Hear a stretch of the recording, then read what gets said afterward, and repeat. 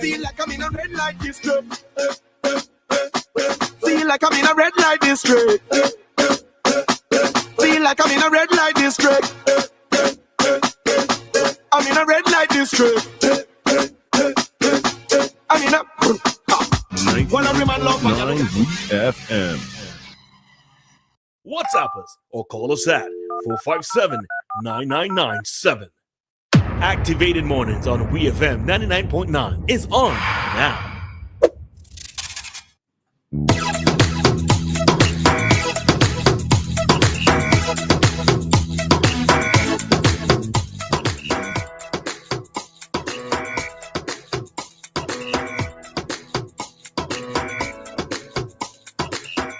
All right, so time here in SVG, it is 8 to 12, and we are back with you for another commentary segment on our Activated Mornings program here today.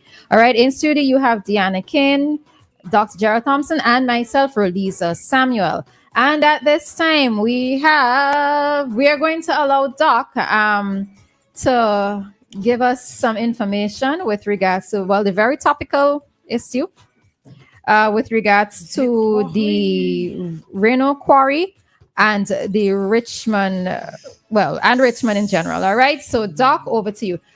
Just to note, the listeners, what we would do is that we would allow Doc to make the presentation first, and then we would let you know when you can call to have some exchange with him with regards to the information that he shared. All right. So, we'd allow Doc to do the presentation first. So, first off, Doc, morning. How are you? Good morning. Good morning to you, Roleza and Dianna. Listen to all the listeners. It's wonderful to be back in studio once again on a Monday morning. And I'm really happy that I've been given this opportunity to talk about something that I think I know a little about and that I wanted to share with person.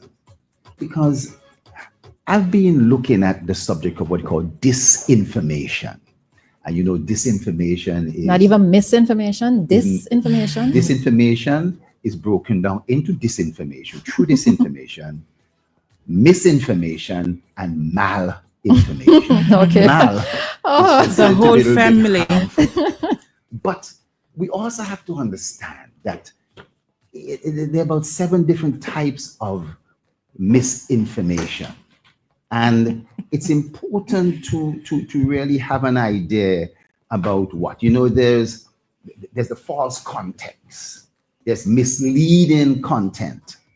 There's false context, not just false connection, but false context. And then improper context, manipulated context, and fabricated context. Now, you may think all these things are, but they progress to more severe forms of what we call malinformation. And that's why I brought it up, because I've been watching this whole issue and I've been seeing this progress towards malinformation. Now, I used to be the representative for North Leo. Many people don't realize that there was a quarry project before Rayneau. There was a quarry project, the first quarry project at Richmond, with a company called Carib Sand and Stone. And how long ago was that, though? This was, we're talking about 2008, 2016. And explain. And in 2008, a company in St. Vincent did what is known as an EIA, an environmental impact assessment on Richmond, as well as several other dry rivers along the leeward coast. You may have heard of Larry Kai and Wallaboo. Well, Wallaboo is not a dry river, but you know it's an active river. But Larry Kai is a kind of a dry river. It gets wet only in the west in the rainy season. But I have in front of me a copy of that EIA, and I've shared it with both you and Roleza. And what bothers me about this is that there are people who say there was no EIA done. And I want to bring this up to show you that an EIA was done. And right at the top, it says Richmond Quarry. You can look at it, you know, Dianna. And you could also say it's an environmental impact assessment. And it was done in 2008 by a company from St. Vincent called Inert. Inert is owned by Dr. Murray. And I think somebody had asked Dr. Murray, he said, no. As in Rayneau Quarry. Rayneau Quarry. I didn't do anything such like that. And then, unfortunately, later he came back, oh yes, I remember I did do it. But you know, it's funny how this always happens. One piece of information would go around the world before the corrective information goes around the world. And so you would have heard people say there was no EIA done. And I say this is a falsity. The second thing, there was 4 public consultations done. 2 of them very public. One had over 60 persons there. And the other was done with what's called gravel miners, ladies and other persons who collect gravel from the beach and sell to residents of the area to build houses. And it was also considered with truckers, because at that time, the thought was, besides getting a badge, they would use 4-ton trucks from people in the area to carry the crushed stone and so forth to people in Leyu, Barrelly, and other places like that. We all know that at that same time, when these concerts were done in 2010, 2011, that there was active work being done at the Argyle International Airport. And they had employed 4-ton trucks, and people were making $1 and so forth. So this is where that whole thing came from. But we now know that the size of trucks have increased tremendously. They're 20-ton trucks that are maybe even larger, these so-called lorries, that clearly these trucks can't go down Chumaka Hill and come up Coast Hill. They can't go up Belial Hill. And because they're so heavy, they are prone to accidents in their brake system and compression. And so the idea of the badge was definitely has evolved to be the major form of transport of product out of the area from Richmond. Now, this issue of consultation, it bothers me because people, again, besides saying there was no EIA, they said there's no consultation. And I know that a lot of people were involved. And the quarry became accepted. Up until 2016, there were individuals who were still asking me, what happened to the quarry? How come the quarry isn't coming? Now, what happened with Carib Sand and Stone is they suffered, like many other companies, during the financial crisis, 2010, 2011, 2012, construction and the need for stone in the area decreased, and they could not find financing. So by 2016, they had to give up their option. But by that time, the planning department had approved Richmond as a approved quarry site. And in 2018, the planning department put out another bid, published in the newspaper, who wants to come and take up this option of doing the same quarry that Carib Sand and Stone couldn't do, couldn't go on with. And 3 companies applied. One of them was Dipcon. We've heard of Dipcon, we know it. There was another RB company out of Trinidad, and there was Rayneau. Now, it seems as if some of these companies were not too keen on doing the jetty and the barging of stone. They still wanted to do trucking of stone. But Rayneau basically indicated that they wanted to go to, and they put in their application in 2019. This 2019, I'm talking about 6 years, that's now going on 5-6 years ago. And they used the same EIA, and the planning department used the same EIA with some adjusted guidelines to say, show us your environmental management plan and your quarry operation plan. This is Rayneau's environmental management plan. Oh, yeah, show me that one though. Huh? You didn't show me that one. I didn't show you this, no. Environmental management plan. And let me pass it to you. At the time, I these are things I would like that. So this is Rayneau's environmental, but they also had a quarry operations plan and so forth. And if you notice, it's 2021, January 2021. This was actually 4 months before Soufriere. Now, in January, nobody knew Soufriere was going to erupt. It wasn't rumbling and all that kind of stuff yet. Now, what happened is that the planning department did the right thing, but did a bit of a wrong thing in the sense that they held a public consultation in Kingstown at Murray Heights. And entities from Northleaf, like Richmond Vale Academy, other individuals came up along with other people to that consultation. And they raised certain concerns when there was a presentation of the environmental management plan and this and that and so on, and the quarry management. They raised certain concerns. But these concerns were easily addressed, such as where they were going to put a jetty. They had originally planned to put a jetty on a place called Cavalli Rock, which is a point going out. And Richmond Vale Academy said, no, that's not a good idea because we think there's coral and there's some sea tread and other things that there. And Parks and Beaches also said, that's probably not a good idea. Shift it away from Cavalli Rock and just ease it a little more onto the beach, but not affect the beach in some way.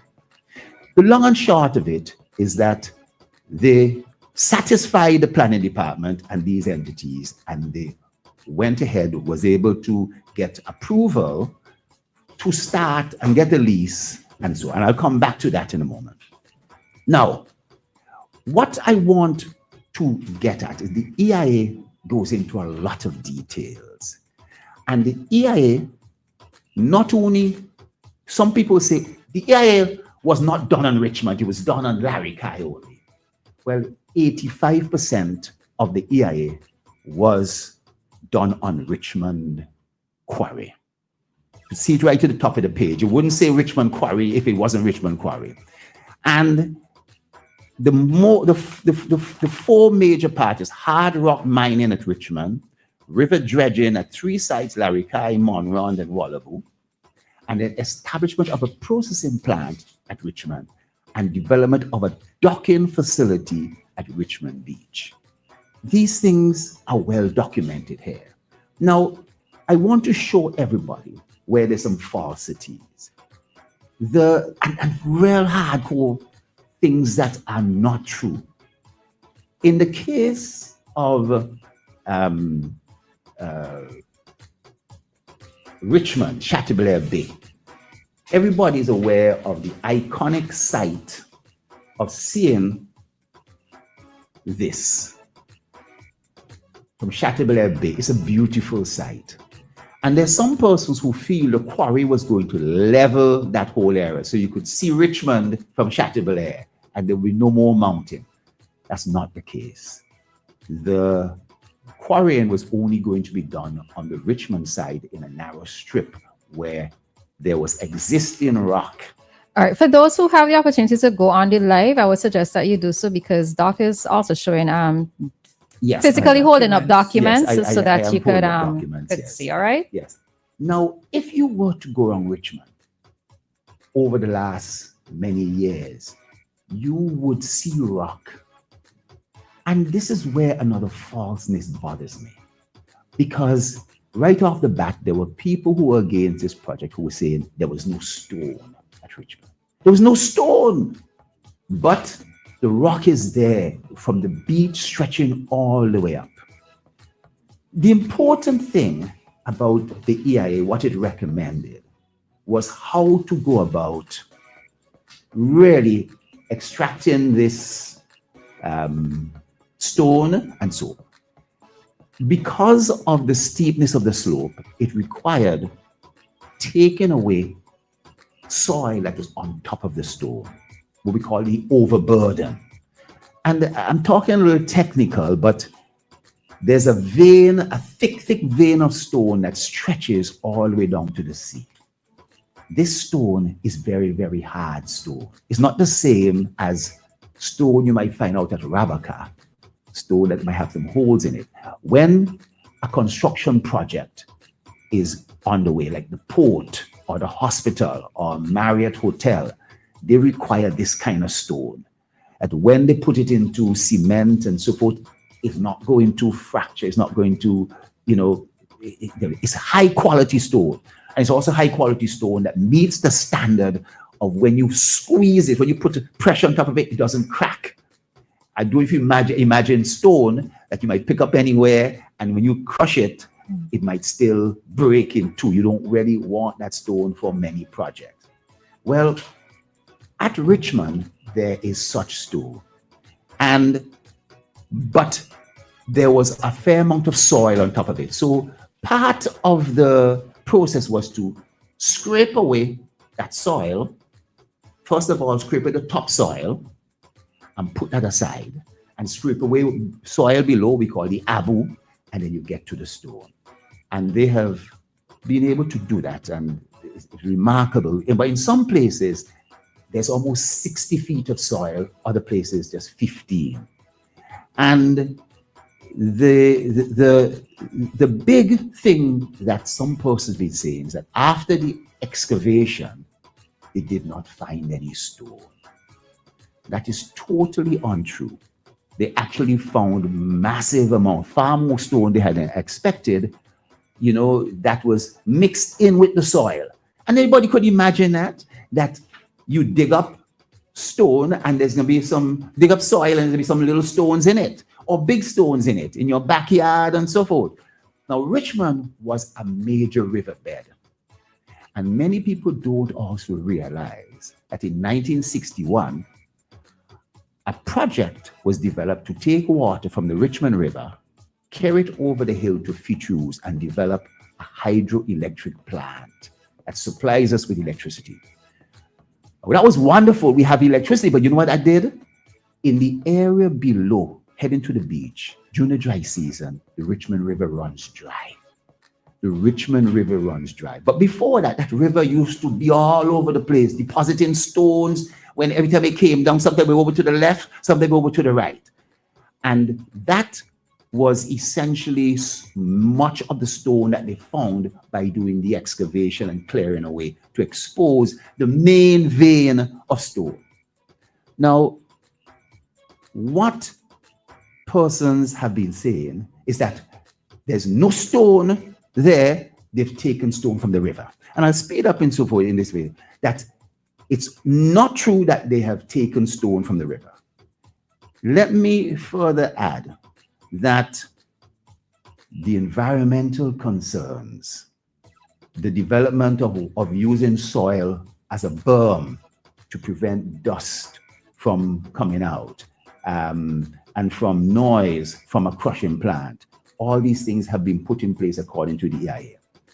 More recently, there was somebody who put a video out to say that stone was being removed from the river. But the video, when you look closely at it, it would show that all they were taking was stone that was piled up that they had obtained before to carry up to the thing. All right, so we are going to take a break at this time for persons who are on the live, because we are expecting a call from courts. So we will resume part 2 of this discussion after our interview with courts. All right, so be back on that.